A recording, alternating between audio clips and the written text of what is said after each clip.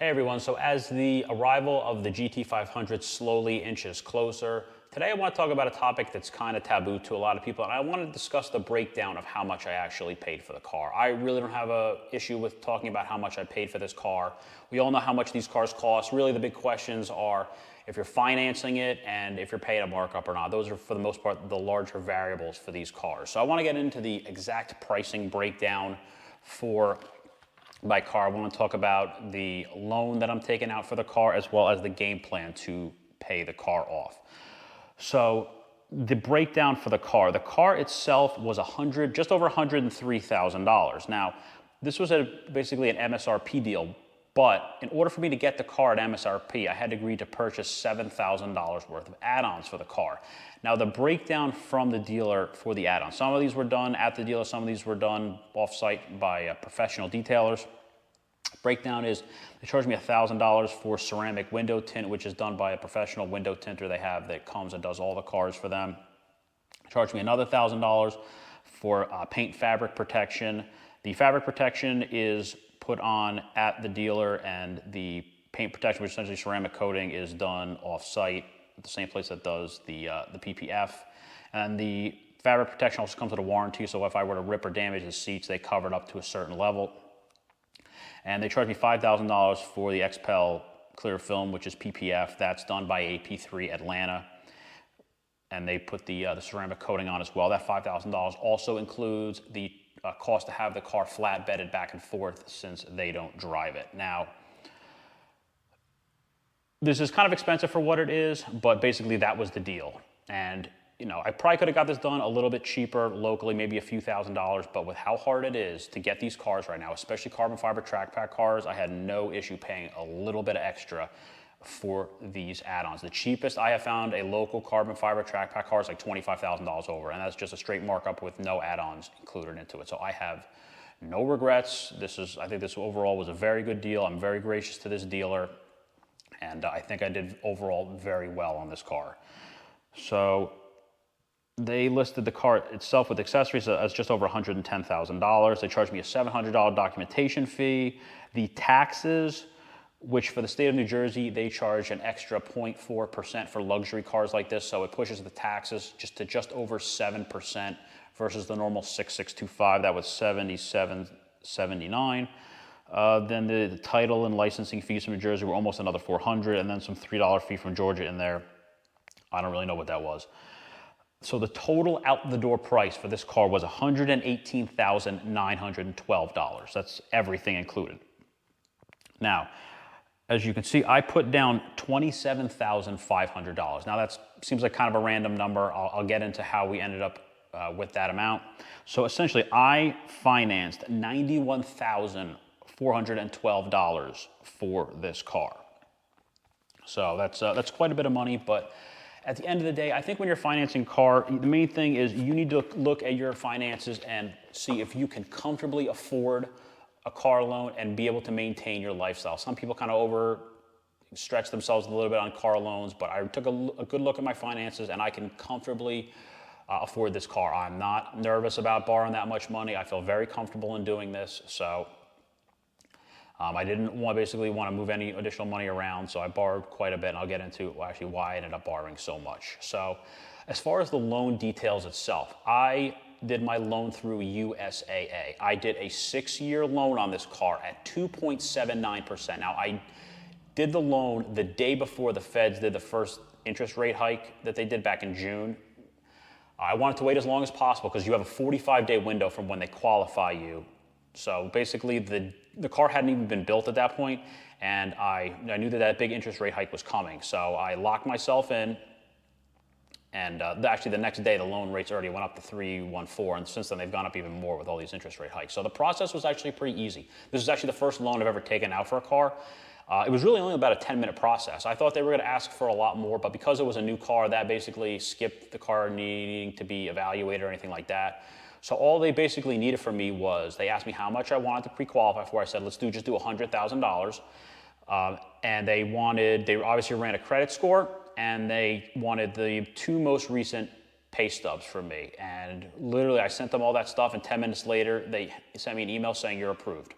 So they send the email, and in the email, it basically shows all the different amounts and the different years. You basically click on what you want, and then you call them, and you get the process started.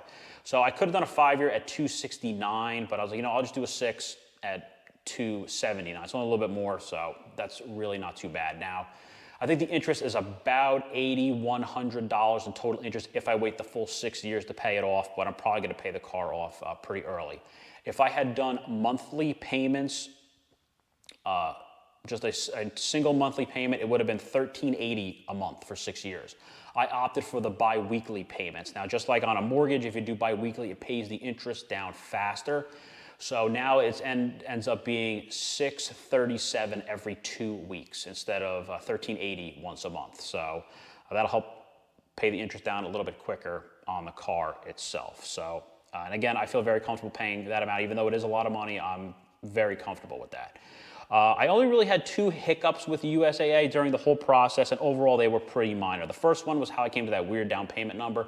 Now, initially I wired the dealer $5,000 to hold the car with my name on it. I then wired them another $20 when I knew that the car was there and they were basically getting ready to pay for it, since I had $100,000 of qualifications for it. So I had spoken to USAA. I basically provided them all the information they needed. They wanted the VIN number of the car, where it's coming from, a whole bunch of information about the car itself, and some information from me as well, my bank account information, so they can do direct withdrawals. So the only number I didn't have from them at the time was the exact amount down to the last cent. It has to be a perfect amount. So I told them it was going to be between $93,000 and $94,000 I'm going to borrow. I think it ended up, I was looking for like I think it was $93,912 I was looking to borrow. So he's like, all right, well, just call me back when you have the exact amount to the cent, which I didn't have at that time. So I was like, okay. So I called him back a little while later. All right, so it's going to be $93,912 it was going to be. He's like, we can't give you that much. I'm like, I'm pre-qualified to 100. What do you mean you can't give me that much? He goes, oh, well, the loan to value is too high. We can't give you that much. The best we can do is like $92,960. So it was a difference of less than $1,000. It was like, whatever it was, like $960 or something. I was like, can we make an exception here? Because this is less than a 1% difference, and I'm not sitting at the dealer. I have to wire more money to them if I have to, give them more, and they have to redo the contract and overnight me a new contract. He's like, no, there's nothing they can do. It is what it is, tough. So I was like, great. So fortunately, I called the dealer back right away. They hadn't overnighted the contract yet, so that was an issue averted. And I had remembered they had told me that they allow you to put up to $2,500 on a credit card. So I'm like, you know what, rather than me going back down to the bank, wiring more money, paying a fee for that, I'll just put it on the credit card. So I threw another $2,500 down payment. I just put it on my credit card that I'll pay off in full. And that's how I came to that $27,500. So I thought that was gonna be a little bit more of a pain, but that ended up being a relatively minor hiccup. So that's how I ended up with $91,412. So after that, everything went smooth. That was pretty good. We started the process with that. I got the information in my inbox from USAA. I sent it over to the dealer, and he overnighted me the contract. I signed everything. I overnighted it back, and they needed to show all that stuff to USAA to get fully funded for the car. The other minor hiccup we ran into is I overnighted all the paperwork back from them, and when they got it, it was like middle of the day on Friday. So he sent them over the paperwork, and that went smooth. So I called USAA back, and it was probably about 3 o'clock their local time on that Friday. And I wanted to just make sure everything was good to go, because the car was scheduled to be picked up at any day. Now, they were going to give me a call of a day or so heads up, but I just wanted to make sure that the dealer would release the car, because they said they're not releasing it until it's fully funded because the car's so expensive. Understandable. So I call USAA. They're like, all right, everything looks good. Your paperwork looks perfect. When the finance department gets back in on Monday, everything will be taken care of. Excellent. Monday rolls around, nothing. Great. So Tuesday, the dealer called me and said, hey, we just called USAA, and they have everything, but they say that they're really busy, and they're going to get to it when they get to it. Fantastic. This car's going to be getting picked up anytime now, and they haven't been paid yet. Fortunately, they did call back shortly thereafter and said, okay, they actually did get funded. So they did do it by like Tuesday afternoon. So it was a little bit slower, but they got around to it, and it didn't hold the car up at all. So that was fine. I wasn't too worried about that. Those were relatively minor hiccups, but when you're buying something like this, especially when you're not there, you're nervous about everything. Expensive car, and it's far away. So, but everything worked out okay with that. So Why am I buying this car? I'm buying this car for myself. I'm not buying this to make money. I'm not buying it to flip this car. I wanted one of these very high horsepower cars for myself forever. I've always wanted one of these cars, and I think this is going to be the last chance to purchase a car like this. The automotive industry is changing so fast, faster than anybody predicted. The CAFE standards and the emission standards are changing so quick that there is a very significant possibility this is going to be the last of the supercharged V8s for the GT500. Now, we don't know this for sure, but it's looking more and more like it could potentially go that way. There is not going to be a 23 GT500. We're 99.9% sure that's not going to happen. Those engines are probably getting diverted for the Raptor Rs. And I want to buy this car new. I don't want to buy used. There's almost no point in buying used. They're just as expensive used as they are new.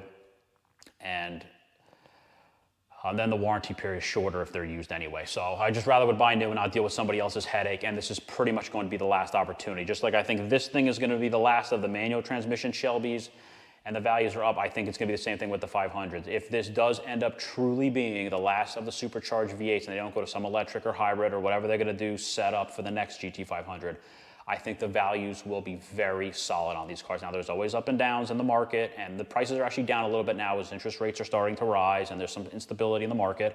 That's normal, but I don't really think the values of these cars are going to drop too much. Now, we normally think of cars as depreciating assets like a regular cookie cutter car is, but these things, I don't think the values are going to change too much. Short of something absolutely catastrophic happening in this world, I really think these are going to stay very solid. And if they really do start to change how the cars are made and how they're powered, I think the value is just going to stay solid because you're going to have a lot of people seeking cars like this. But for me, I'm in these cars for the long haul. I have no intention of selling these cars. I think this is the end of the era for the internal combustion engine the way it is. So that's the main reason I'm doing this now. If Ford was going to keep building these cars, if they were going to do a 23 500, I would have waited another year. And I probably would have put a little bit more money down. But you know what? That's fine. I'm comfortable with making these payments, and I wanted to get this car before that opportunity was gone forever to purchase one of these new. So I could have put more money down on the car, but I didn't want to touch any of my investments with the market being kind of rocky the way it is right now. I just want to leave everything where it is. And I was able to borrow the money for relatively cheap. It's going to cost me, I think, like $1,300 or $1,400 a year in interest in this car if I wait the full 6 years to pay it off, which I'm probably going to pay it off pretty early, depending on how things go. I also have some projects going on around the house here, some things that I've had scheduled for a little while, so I don't want to put anything on hold since I've kind of been waiting to get some certain things done, and I want to keep the timeline that I had prepped for doing the projects around the house. Nothing outrageously expensive, but it's going to be stuff that's going to cost some money, so I just want to get those things done, pay for them fully, and just be done with that. So the game plan for paying off the car itself is, once the dust settles from everything, paying for the car, getting it transported up here, getting all the projects done around the house I want to do, I'm going to take another hard look at everything and see how much more I can comfortably put down as a lump sum principal payment to knock this out of the park. Because I want to try to pay the car off maybe like 3 to 4 years, give or take, but that's going to be dependent on kind of where the market is in that point. If the market's kind of rough and it's kind of not worth putting the investments into the market because there's a lot of instability, what I might do is, rather than putting that money into the market, I'm going to just start making lump sum payments on the GT500. If the market's doing very well, I'll basically defer that money into the market. Now, a lot of people say, oh, you can't afford a car if you can't afford to pay it cash. Well, that's kind of not true. I don't believe in blanket statements like that. You need to look at the numbers. If you can borrow the money for really cheap, but you can put all that lump sum of money and put it into something that's going to get you a much higher return on investment, it's probably a smarter idea to invest it. Now, obviously, there's always risks with investment, but if you can, for the most part, get a much higher return investing that money than just throwing a lump sum into a car, that's probably the better way to go. And that's kind of what I'm going to do. If it's not looking too good in the market, I'll just make some big lump sum principal payments on the car and get it paid off early. If not, I'll keep it in my investments, and then I'll just kind of go from there. So that's kind of where I'm at with the car. This is, as I feel like I said, this is the last opportunity, I think, to buy one of these cars. I just want to secure one for myself while I can. So we're slowly getting closer to delivery day. The car is actually still in Atlanta. It's going to be picked up this week. I'm waiting for the phone call from the transport company anytime now. So I'm hoping within about the next week, the GT500 is here. So I hope you enjoyed the video. Thanks for watching.